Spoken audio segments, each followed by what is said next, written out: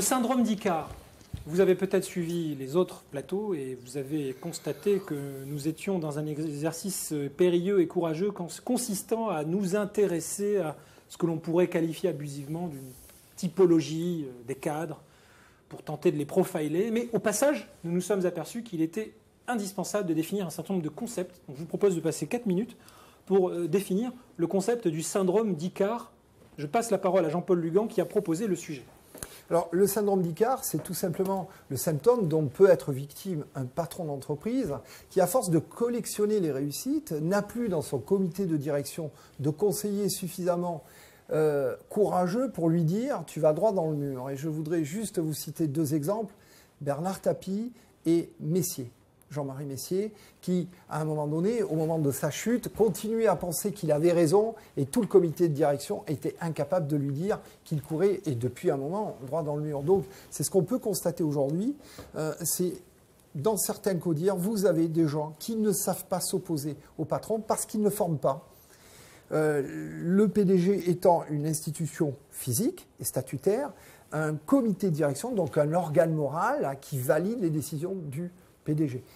J'incite juste nos amis internautes à se balader quand même un peu sur Wikipédia pour retrouver un petit peu les fondamentaux du mythe d'Icare, même si on le connaît tous. Mais je voulais juste aussi, pour rebondir, insister sur le fait que Icare est quelqu'un de particulièrement enthousiaste et que là, dans le syndrome d'Icare que l'on tente de définir, il y a cette notion de réussite, il y a cette notion d'élan et de foi dans ce que l'on est en train de faire. Donc il y a du bon quand même dedans.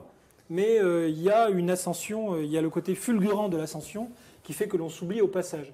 Mais ce qui m'interpelle, c'est qu'il y a quand même du bon dedans. C'est vrai, mais c'est vrai que le mythe d'Icare, alors l'intention est bonne, c'est la supervision qui ne joue plus son rôle. Or, un comité de direction est là pour superviser aussi les décisions.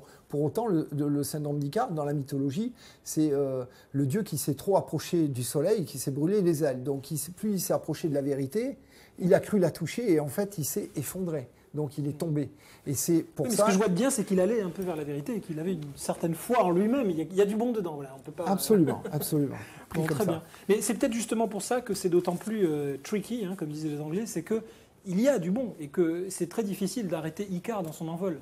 Victor. Oui, encore faut-il. Le soleil n'est pas forcément synonyme de vérité. C'est synonyme de pouvoir, de rayonnement, de puissance, pas forcément de vérité. Non. La vérité, c'est autre chose. La vérité, c'est plus le jardin d'Éden et des métaphores de ce type. Donc, comment expliquer le syndrome d'Icare ?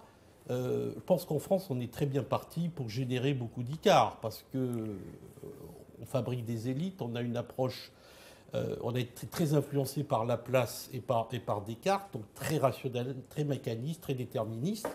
Et donc, on construit une élite bâtie sur une forme de pensée, la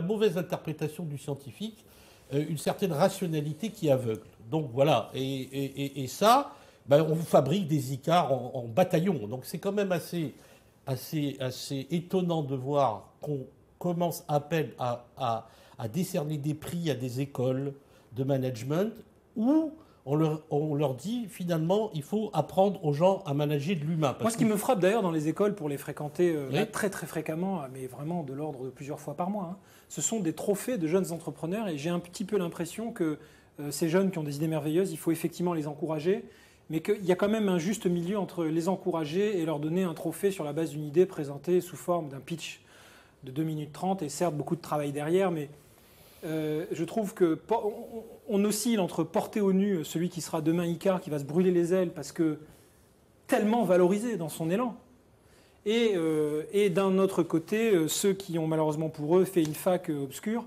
et qui vont passer 12 ans avant de commencer à exister dans le monde du travail. Bon, c'est quand même peut-être ça aussi le syndrome d'Icare. Bon, ça se soigne, docteur ? Ben oui, ça se soigne avec un comité de direction qui joue son rôle. Je me rappelle, moi, d'un patron, avec qui je suis d'ailleurs régulièrement en contact, qui me disait, moi, dans mon comité de direction, je ne veux pas de béni oui-oui. Je préfère des gens qui me disent non, qui ont le courage, quitte à ce que je les vire, mais qui ont le courage de me dire, là, tu vas te planter. Et voilà. C'est peut-être une des meilleures mesures préventives, c'est cet état d'esprit avant tout. C'est d'avoir un comité de direction courageux. Qui les recrute sur ce critère, ce qui est loin d'être le cas.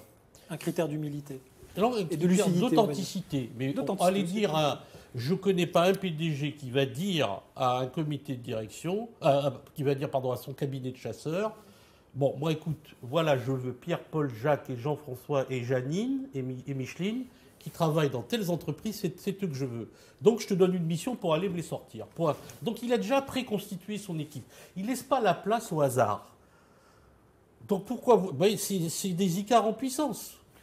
Bah écoutez, c'est une magnifique conclusion. C'est aussi une invite à aller plus loin, peut-être aussi à se rappeler de certains enregistrements qu'on a fait par ailleurs sur HR Channel, où il était question du management des talents et de ce qui permet peut-être de fiabiliser l'avenir d'une entreprise à travers ces talents. Vous voyez que tout est lié et que les thématiques d'HR Channel ne sont pas réservées au DRH, elles sont passionnantes pour tout le monde et pour tous les futurs grands chefs d'entreprise en devenir que vous êtes. J'en suis sûr, je n'en doute pas une seule seconde. Mais n'allez pas trop haut quand même.